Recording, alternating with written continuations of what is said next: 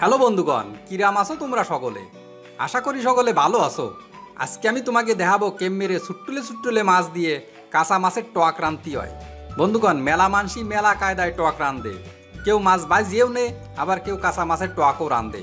তা আমি কিন্তু আজকে তোমাকে কাঁচা মাছের টক রান্ধতে দেখাবো। আর যারা এখনও কাঁচা মাছের টক রান্ধে খাইয়ে দেহনি, তারা আমার এই রান্দা দেখিয়ে একদিন কাঁচা মাছের টক রান্ধে খাইয়ে দেখো, খাতি বিশাল কায়দার লাগে। তাহলে বন্ধুগণ, চলো এবার রান্না শুরু করে দিই গে। টক রান্নার জন্য এখানে আমি 4-5 রকমের সুট্টুলে সুট্টুলে মাছ নিছি। তার মধ্যে নিছি কয়টা কই মাছ, আর নিছি কয়টা ট্যাংরা মাছ, আর নিছি কয়টা পুঁটি মাছ, আর নিছি কয়টা বাইন মাছ, আর এখানে কয়টা গুঁসো চিংড়ে নিছি। এই সব কয়টা মাছরে আমি কাটিয়ে ধুয়ে ভালো করে পরিষ্কার করে নিছি।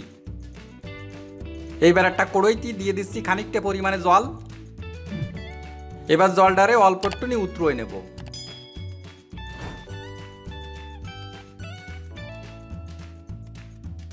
জলটা অল্প একটুনি উতরে গেলি এর মধ্যে দিয়ে দেবো এই 1 চামচ হলদি। হলদিটারে একটুনি গুটিয়ে দেব।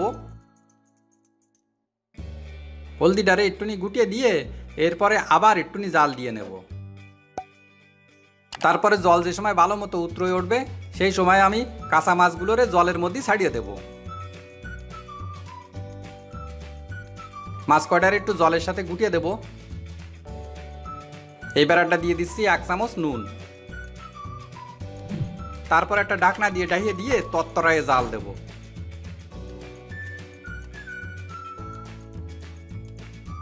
তত্তরায়ে জাল উঠে গেলি ঢাকনাটা তুলে এইবার একটু গুটিয়ে দেব।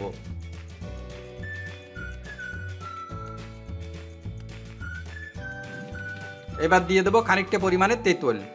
বন্ধুরা, কাঁচা মাছের টক রাঁধতে গেলি তেঁতুলির পরিমাণটা একটু বেশি পরিমাণে দিবা, যাতে কাঁচা মাছের গন্ধটাও চলে যায় আর টকটা খাতেও ভালো লাগে।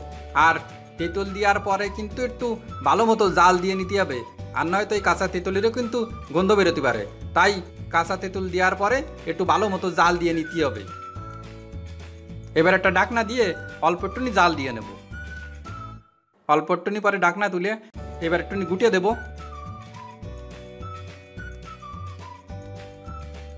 অল্প একটুনি গুটার পরে তারপরে 2-3 মিনিট মতো আবার একটুনি জাল দিয়ে নেব। বন্ধুগণ, কাঁচা মাছ দিয়ে আর তেঁতুল দিয়ে টক রাঁধতে গেলেই জালটা একটু বেশি পরিমাণে দিবা, তাহলে আর কাঁচা মাছেরও গন্ধ বেরোবে না, আবার টকটা খাতেও ভালো লাগবে না। এবার একটা নিয়ে আমি দিয়ে দেব অল্প একটুনি সরষের তেল।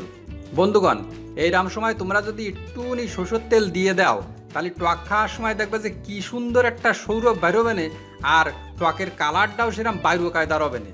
তা বন্ধুগণ, সরষের তেল কিন্তু বেশি পরিমাণে দিবা না, তাহলে কিন্তু কাঁচা তেলের গন্ধ বেরোতে পারে। এরম আমার মতো অল্প একটুনি সরষের তেল টয়ের উপর দিয়ে ছাড়িয়ে দিবা, বুঝছো?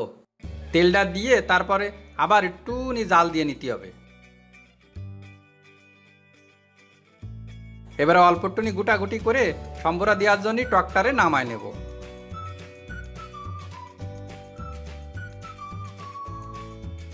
টক সম্বরার জন্য এনে দিয়ে দেবো 8 চামচ সরষের তেল। তেলটার একটু গুটিয়ে দিচ্ছি। এবার তেলটা ভালো মতো তত্ত্ব হলি এনে দিয়ে দেবো 1 চামচ শসো।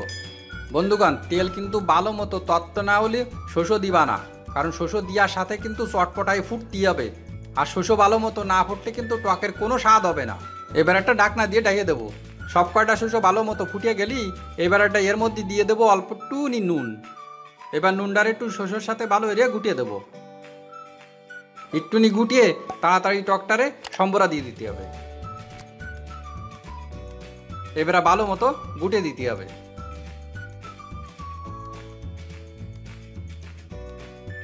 নুনিও আছে কিনা তা একটু দেখে নিচ্ছি। নুনিও আছে, নুন আর লাগবে না। বন্ধুগণ, টক সম্বরা দিয়ে কিন্তু বেশি জ্বালাতি নেই, তাহলে কিন্তু শস্যগুলো সব তলায় যাবে না, আর টকে কিন্তু বেশি স্বাদ থাকবে না। তাই আমি একটু জাকাজুকি দিয়ে টকটারে নামাই নিচ্ছি। তা বন্ধুগণ, হয়ে গেল আমার ছোট মাছ দিয়ে টক রান্দা। দেখো কি সুন্দর হয়েছে দেখতে, আর দেখতেও যেরাম হয়েছে খাতিও সেরাম হয়েছে। তোমরা মেলা মানসি আমারে কইলে একটু টক রান্ধে দেখাতি ছোট মাছ দিয়ে, তাই আমি আজকে তোমাকে রান্ধে দেখালাম। তা বন্ধুগণ, তোমরা যদি এরম নতুন নতুন আরও অনেক রান্না দেখতে চাও তাহলে আমার একটু কমেন্ট করে জানাই এনে, আমি সেইরাম রান্দা তোমাকে রান্ধে দেখাবানি, বুঝছো? আর যারা এখনো পর্যন্ত আমার ইউটিউব চ্যানেলটারে সাবস্ক্রাইব করনি তারা প্লিজ একটু সাবস্ক্রাইব করে নে। আজকে তালি এই পর্যন্ত, সবাই ভালো থেকে নে, বুঝছো?